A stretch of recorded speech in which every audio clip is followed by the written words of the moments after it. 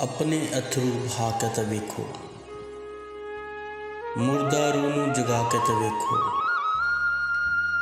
बदल जाती है रुत दुखां वाली, तौबा दा फल खा के तो वेखो।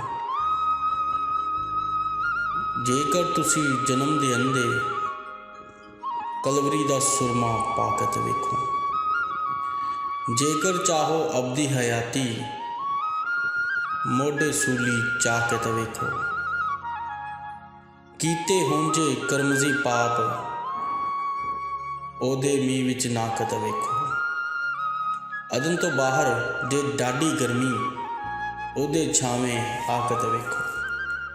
हेठा छिपी हुई सजरी रुत जे, खुदी दे पहाड़ नूं टा के तो वेखो। मौत नूं जेकर तुसी मारना चाहो, अजली कलमा अपना के तो वेखो।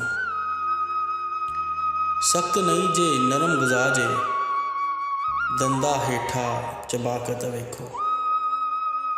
जेकर होवे फेर भी यकीना, हथ पसली विच पा के तो वेखो। कहंदा फिरना गली गली मैं, एक बारी अजमा के तो वेखो। एक बारी अजमा के तो वेखो।